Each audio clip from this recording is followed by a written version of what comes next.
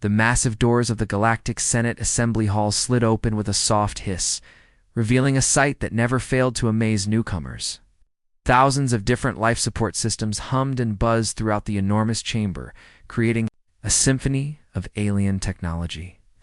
Lights blinked, gases swirled, and energy fields shimmered as hundreds of species from across the galaxy prepared for another day of interstellar politics. Ambassador Ji-hoon Park straightened his simple black tie and stepped into the chaos. His polished shoes clicked against the metal floor as he walked past the most elaborate protective equipment the galaxy had ever seen.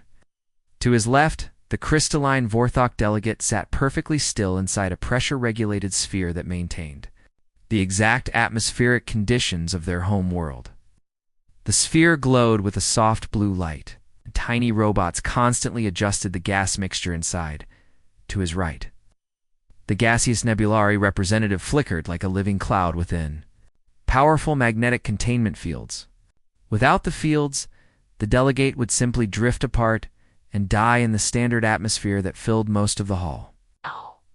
The magnetic generators hummed loudly, working constantly to keep the being's essence contained in a roughly humanoid shape. Behind them, the insectoid Krex warriors stood in their massive powered armor suits. Each suit was twice the size of a human, equipped with its own air supply, radiation shielding, and temperature controls. The suits were painted in bright military colors, and their mechanical joints hissed with each movement. The Krex could not survive outside their suits for more than a few minutes. Soyeon Kim, Earth's junior diplomatic aide, hurried to catch up with Ji-hoon. She carried nothing more than a standard tablet computer and wore a simple blue dress that would not look out of place in any Earth's office building. Her breathing was steady and natural as she inhaled the recycled atmospheric mix that filled the hall. No mask, no filters, no protective gear of any kind. Other alien delegates noticed the humans immediately. Whispers began to spread through the chamber in dozens of different languages. Universal translators picked up fragments of conversation from various species. "Look at them," hissed a snake-like serpentine delegate from within her environmental suit. "They walk around with no protection at all. How are they still alive?" "It makes no sense," clicked a mechanical voice from the robotic Synthex faction. "Our analysis shows that the atmosphere here would be toxic to most organic life forms. Yet the humans breathe it like it is nothing. Maybe they are not as intelligent as we thought," suggested a floating ethereal being whose form was barely visible inside a complex energy containment system. "Perhaps they do not understand the dangers." The whispers grew louder as more aliens pointed at the two humans making their way through the chamber. Some delegates pressed closer to the windows of their protective chambers, trying to get a better look at the strange creatures who seemed to ignore basic safety protocols. Ji-hoon and Soyeon reached the human section of the assembly hall. It was the only area without environmental barriers, radiation shields, or biotainment protocols. Simple chairs and desks sat exposed to the open air, looking almost primitive compared to the high-tech protective systems surrounding them. "Another day at the office," Ji-hoon muttered to Soyeon as they took their seats. He said it quietly, but in the vast chamber, even whispers could be picked up by sensitive alien hearing organs. Soyeon smiled and activated her tablet. "I still can't believe they think we're crazy," she whispered back. "If they only knew what we dealt with back on Earth." Zephyrian Ambassador's translator suddenly crackled to life, broadcasting his thoughts to the entire chamber. The Zephyrians were a proud species known for their advanced technology and their need for perfect environmental controls. Their delegates sat inside a gleaming silver pod that regulated everything from air pressure to gravitational fields. "How do they survive without protection?" the translator announced in a mechanical voice. "Are they insane? Do they have a death wish? This makes no logical sense." Other aliens began to murmur in agreement. The chamber filled with the sound of dozens of different languages as delegates discussed the human anomaly. Some species seemed frightened, others curious, and a few appeared impressed despite themselves. An elderly Centaurian delegate, whose four-legged form required a special mobility chamber, spoke up through his communication system. "Perhaps they have some kind of invisible protection we cannot detect," some new human technology. Impossible, declared the Vorthok delegate, his voice echoing from within his crystal sphere. Our Sensors would pick up any energy fields or protective barriers. They are completely exposed. Ji-hoon simply smiled as he listened to the alien chatter. He opened his briefing notes and began to review the day's agenda. The pages rustled softly in the recycled air, a sound that seemed impossibly fragile in a chamber filled with the hum of life. Support systems. If only they knew the truth about humanity's greatest diplomatic advantage, he thought to himself. Only they understood that humans did not need armor, because they had already survived everything their own world could throw at them. Earth had been their training ground, and compared to home, the Galactic Senate was actually quite comfortable. The session was about to begin, and Ji-hoon Park was ready to show the galaxy once again why humans were the most adaptable species in the universe. The debate over Andromeda mining rights had been dragging on for nearly 6 hours. Delegates from across the galaxy argued back and forth about who had the right to extract precious metals from the distant star system. The air in the chamber grew thick with tension as voices rose and translation systems worked overtime to keep up with the heated arguments. General Taekwon No of the Korthax Empire had been growing more and more frustrated as the debate continued. The Korthax were a warrior species known for settling disputes through strength rather than endless talking. Their tall, muscular bodies were covered in dark scales, and their yellow eyes glowed with anger when they became emotional. The general stood up suddenly in his reinforced speaking platform. His voice boomed through the chamber as he began what would become known as the most inflammatory speech in Senate history. He spoke of Korthak's superiority, of their ancient right to claim whatever resources they needed, and of their growing impatience with the weakness of other species. But as his anger grew, something else began to happen.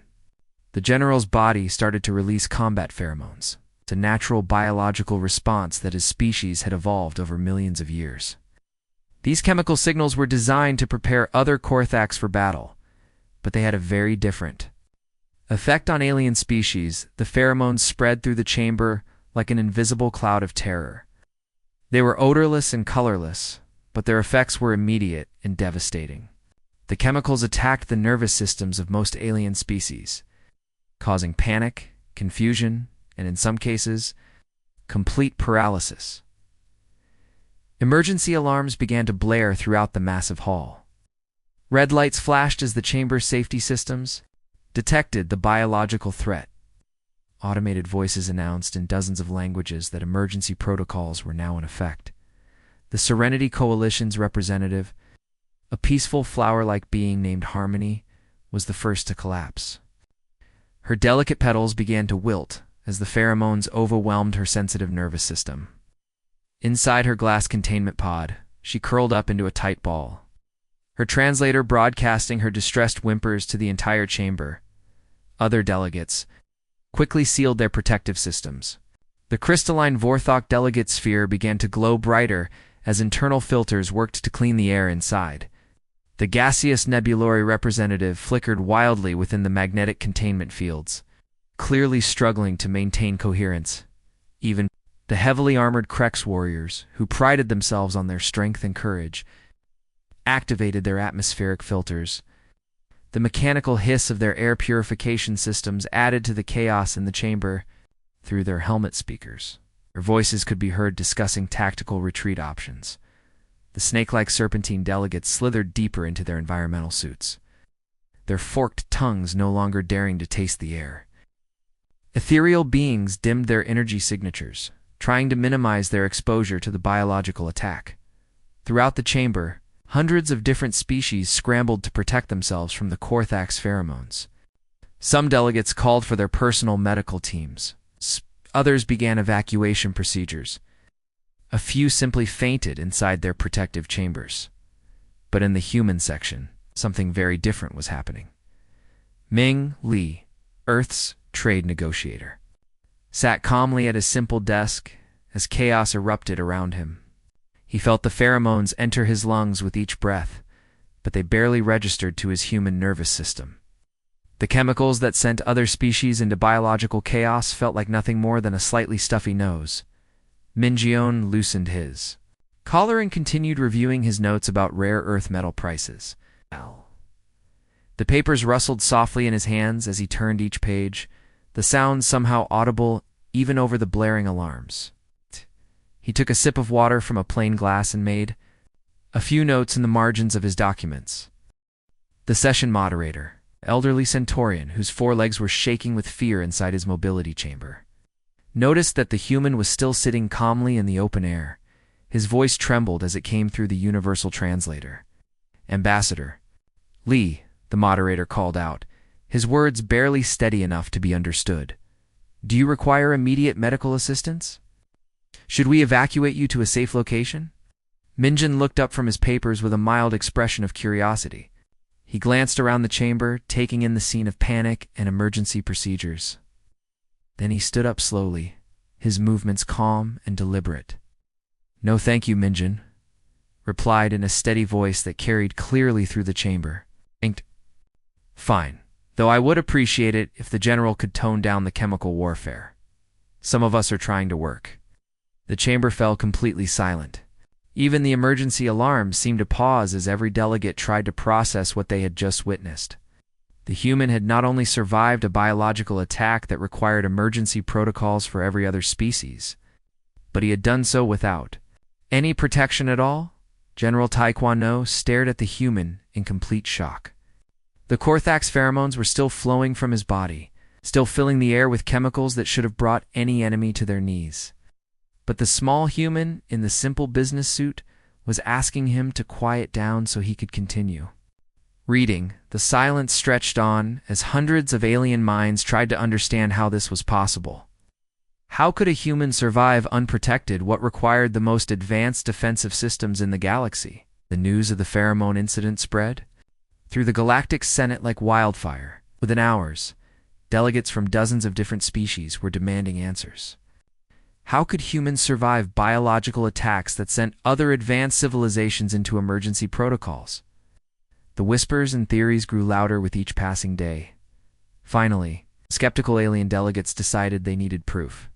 They gathered in the Senate's testing facility, a sterile white room equipped with the most advanced scientific equipment in the galaxy. The room could simulate any environment, recreate any atmosphere, and generate any form of energy or radiation known to science. Hyun-Jin Choi, Earth's xenobiology expert, stood in the center of the room, wearing nothing but his usual lab coat and glasses. He was a thin man in his 30s, with kind eyes and a gentle manner that made him seem more like a university professor than a test subject. His only equipment was a small notebook and a pen. Around him, hundreds of alien delegates watched from behind protective barriers. Their various life support systems hummed and buzzed as they prepared to witness what many believed would be the death of a human volunteer. The Vorthok delegate's crystal sphere glowed brighter with anxiety. "This is complete madness," he whispered. To his neighbors, no unprotected organic being could survive these conditions. "We will be watching an execution." The test coordinator, a mechanical being from the Synthex faction, began reading the list of challenges. First test: exposure to Arcturus nerve disruptors. These energy weapons are designed to overload the nervous systems of enemy soldiers. Normal exposure requires full body armor and neural dampening fields. Youngji Park, the human medical officer, stood with the other Earth delegates behind the safety barrier. She was a calm woman with short black hair who had seen many dangerous situations during her career. When the aliens expressed their concerns about the test, she simply shrugged her shoulders. Hyunjin grew up in Seoul during smog season. She said matter-of-factly. He survived 20 years of air pollution, traffic noise, and stress that would kill most species. This should be manageable. The first test began. Energy beams shot from hidden projectors, filling the air around Hyunjin.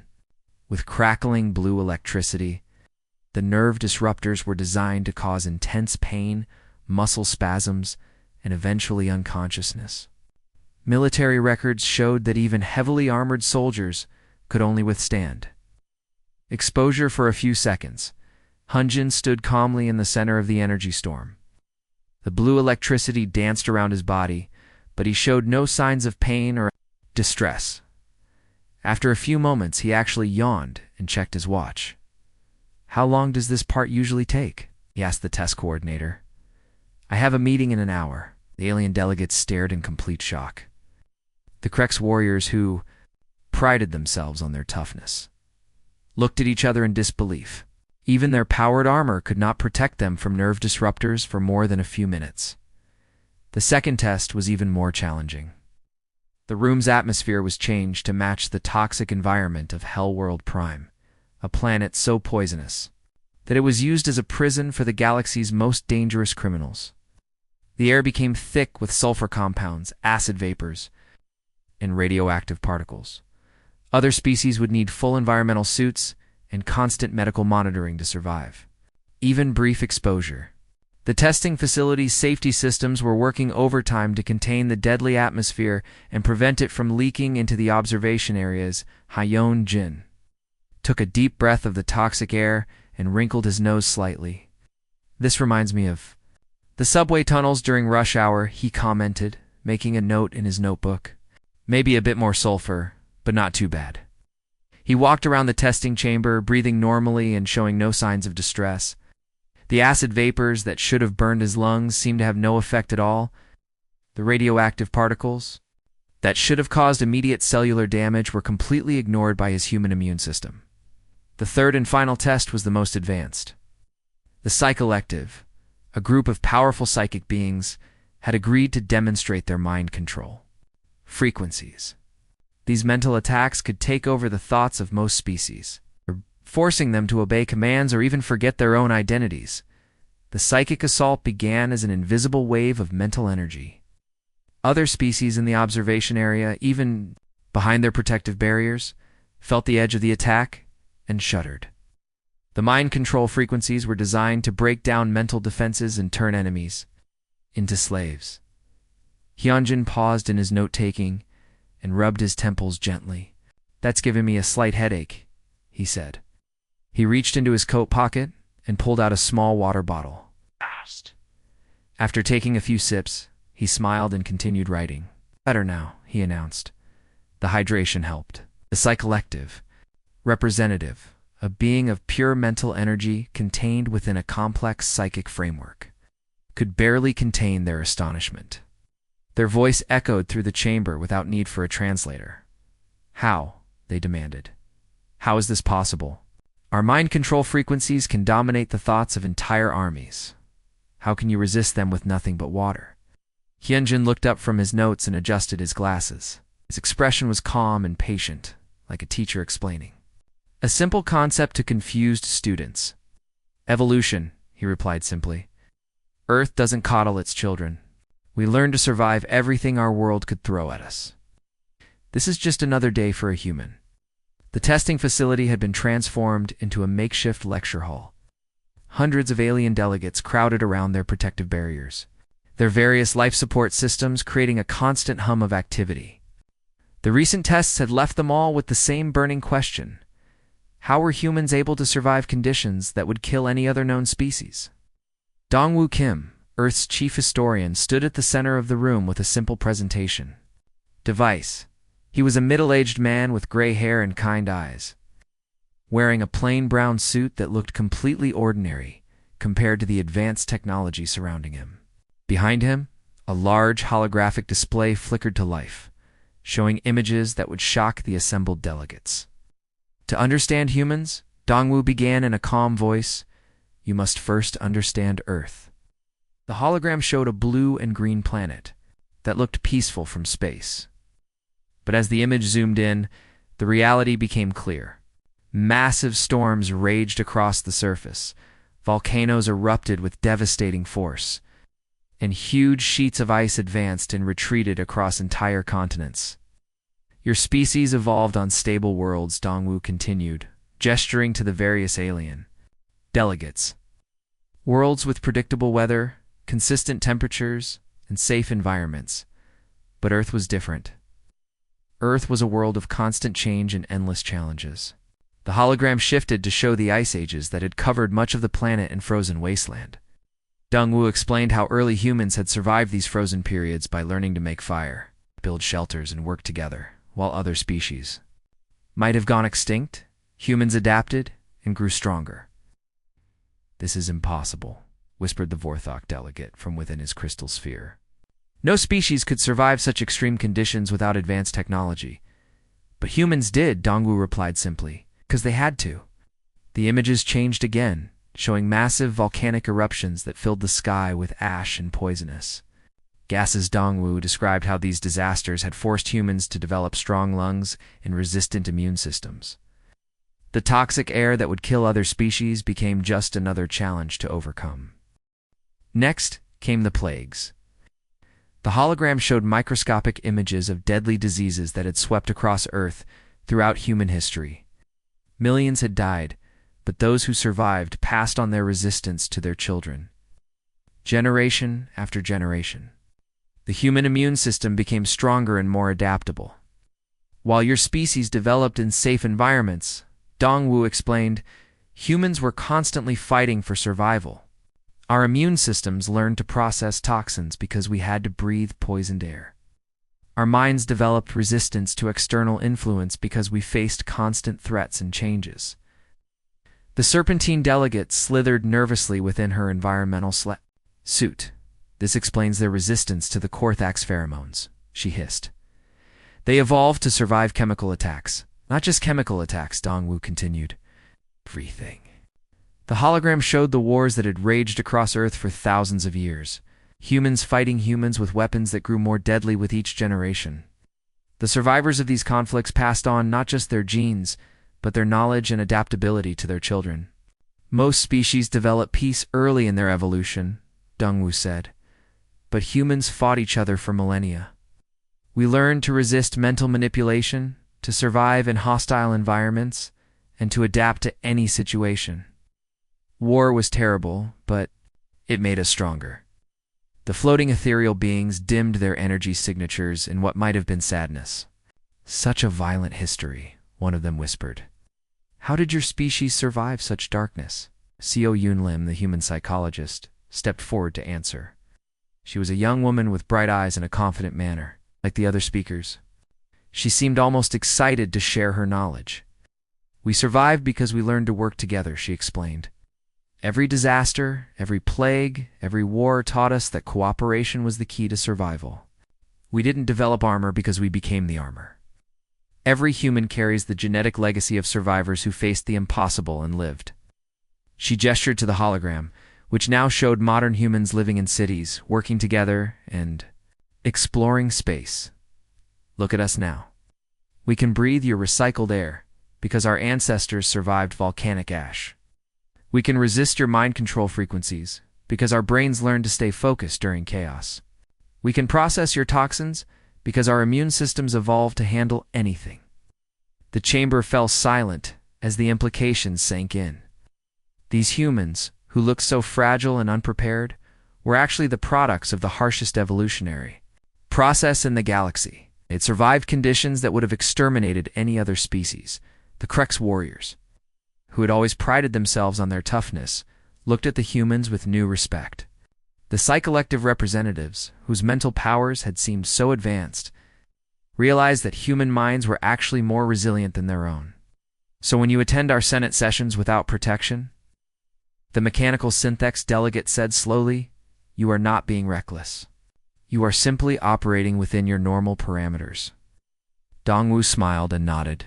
"Exactly. What seems dangerous to you is actually quite comfortable for us. We evolved on a world that was trying to kill us every day. Your Senate chamber is like a vacation resort compared to what we're used to." The alien delegates began to understand. Humanity's greatest strength was not their technology or military might. It was their incredible ability to survive and thrive in any situation. They were living proof that the harshest environments create the strongest species. And now, that strength was helping to unite the galaxy.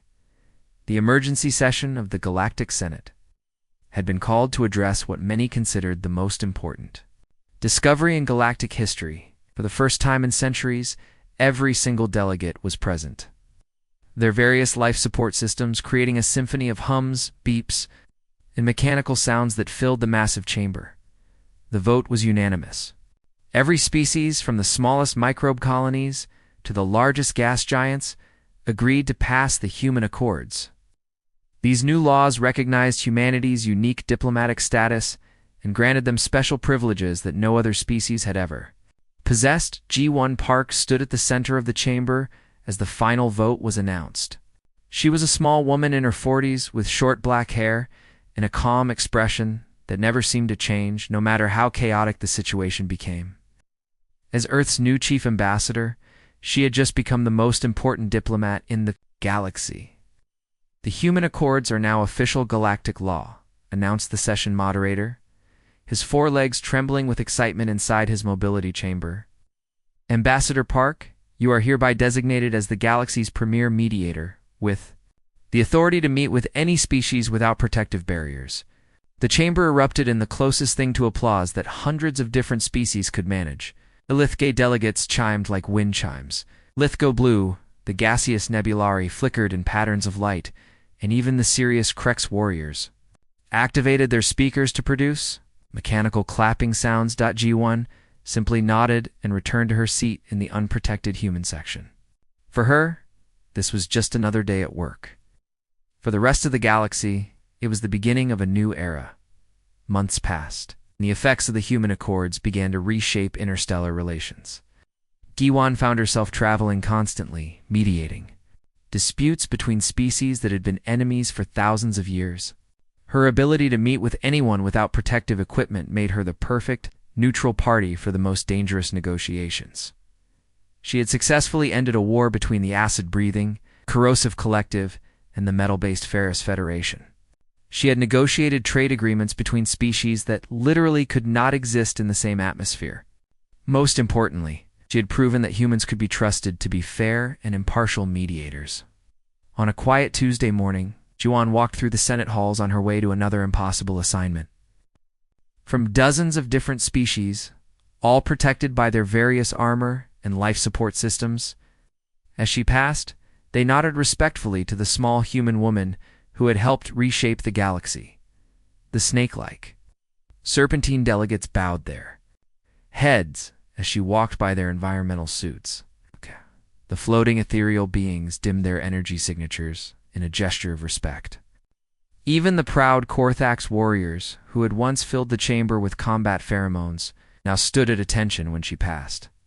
Ambassador Park called out a mechanical voice from a Synthex delegate. Good luck with your next assignment. And the entire galaxy is counting on you. Guan smiled and waved as she continued down the corridor. Her next assignment was perhaps the most challenging yet.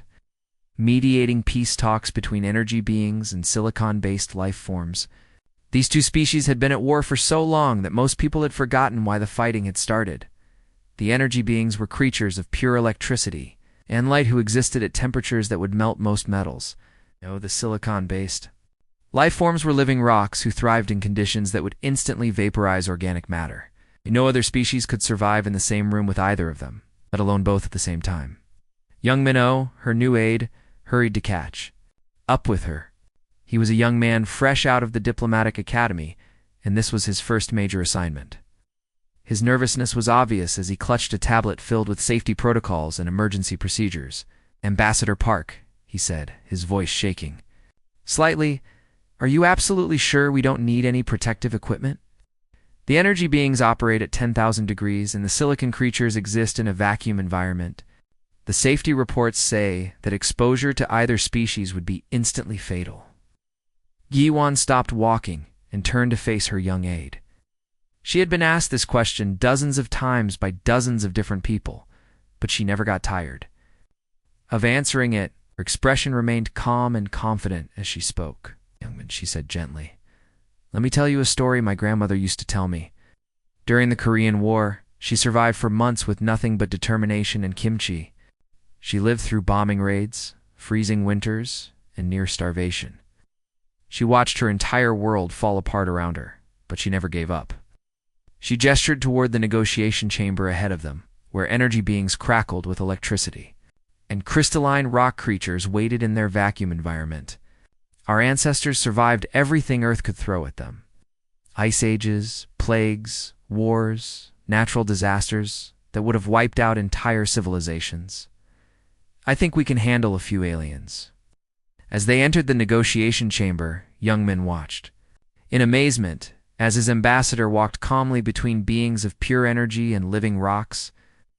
The temperature in the room fluctuated wildly, the atmosphere changed constantly, and radiation levels that would kill most species barely registered. On the human monitoring equipment, Juan Park did what humans do best. She adapted, survived, and found common ground with anyone, no matter how alien they might be. Within hours, she had both species talking to each other instead of fighting.